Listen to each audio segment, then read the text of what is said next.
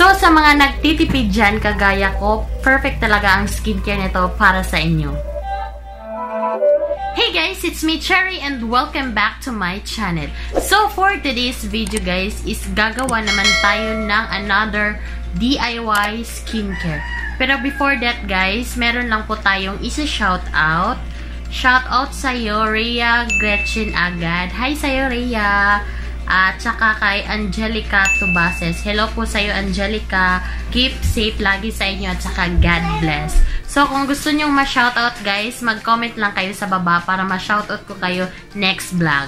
So, mag-start na tayo. Ang gagawin nating DIY skincare ngayon is papaya at saka honey.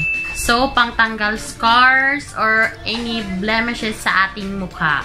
And disclaimer guys, hindi po ako expert sa mga ganito based in my own experiment. So, nag-experiment lang po ako ng skincare dahil mas makakatipid tayo. Di na natin kailangang gumastos pa ng malaki para pumunta ng mga mall para bumili ng skincare natin. So, pwede naman tayong gumawa ng DIY sa ating bahay. Kung nakita nyo yung last DIY ko is about sa egg at saka ampalaya. So, face mask yun guys. Kung gusto nyong mapanood sa mga hindi pa nakapanood dyan, so ilalagay ko na lang yung link sa description box. Yung dating experiment ko or DIY is maganda din yun guys kasi pait siya. So matatanggal yung mga kati-kati sa mukha natin. At saka kung meron ka mga active pimple, may possibility na matanggal siya. Pero hindi po ako 100% sure kung talagang matatanggal siya kasi nag-experiment lang din ako. At gusto ko lang din i-share sa inyo lalong-lalo na sa panahon ngayon na hindi pa natapos yung pandemic. So, kailangan nating mag-isip ng mga bagay na pwede nating gawin sa bahay para hindi tayo maboboard. At mas better din guys na tayo yung gumagawa ng skincare kasi para sa akin, I'm pretty sure na 100% safe siya. Kasi nga, organic siya guys at galing lang siya sa ating farm or sa bakuran natin at saka wala siyang mga halong chemicals. So, wag na natin patagalin pa. Ang gagawin natang skincare ngayon is papaya at saka honey. 'Di ba maraming mga sabon na gawa sa papaya at saka kung usapang papaya, alam natin na nakakakinis siya ng balat.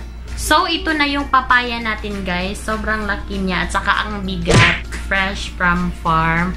At saka alam nyo guys, nagbayad pa ako ng bata para makuha ang ganito kalaking papaya. So ayan siya guys, ang kinis-kinis. Sa labas pa lang makinis na, lalong-lalo na kapag yung sa loob, diba? At saka ito naman yung honey natin guys. Pure honey ito siya guys, galing sa sa bee. Sobrang bango niya guys, amoy bee talaga, ayan. Diba yung ginagamit ng iba is honey at saka baking soda. So sa atin, paiba naman, honey naman yung gagamitin natin at saka papaya. So simulan na natin guys, ipapakita ko lang sa inyo kung paano ko siya ginawa. Hiwain nyo ang papaya. Make sure na nahugasan.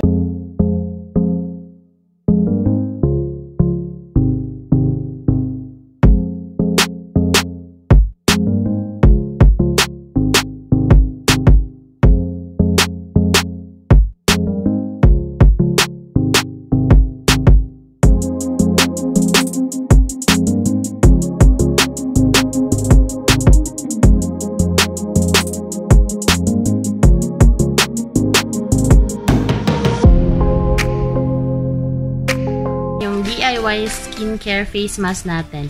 So, kung napapansin nyo guys, andito po ako sa labas ng bahay namin kasi nga brown out siya at saka umuulan pa. And kahit pa umuulan guys, mag-film pa din ako para sa inyo. So, mag-start na tayo guys and do not mind the background. And ito na yung nagawa nating papaya plus honey. So, ilalagay na natin siya sa ating mukha. So, gamit lang tayo ng brush. Make sure na malinis yung brush nyo. So, ayan. Kaya lang hindi ako salamin. Ganyan guys. Maingay sa labas guys kasi yung bahay namin is parang may highway din. Maraming mga motor ang dumadaan. Maraming mga sasakyan. Kung nakikita nyo, ayan, ang lalaki ng mga tigyawat ko. Malapit na siguro ako magkaroon. Pas de soleil, pas de soleil, pas de soleil, pas de soleil. Yan guys, nalagyan ko na po yung buong mukha ko at saka magantay lang tayo ng 10 to 15 minutes para ibabad siya. A few moments later. So, ayan na guys. Tapos na po nating banlawan at saka ito na po yung kinalabasan niya. Hindi po ako naglagay ng soup guys. Kung ano yung nilagay ko na papaya at honey, yun lang din yung ginamit ko na parang soup. So, ayan siya guys. Tingnan nyo. Parang glass skin. Wow! Ayan, nakakakinis talaga itong papaya. Saka mas makinis siya guys compare doon sa ginawa kong DIY na face mask na ampalaya at saka egg. Mas makinis talaga siya kasi papaya siya. So ayan guys, mas maganda siya at saka ang smooth sa mukha. So sa mga nagtitipid dyan kagaya ko, perfect talaga ang skincare nito para sa inyo. So ano pang hinihintay nyo? Gumawa na po kayo ng papaya at saka honey face mask.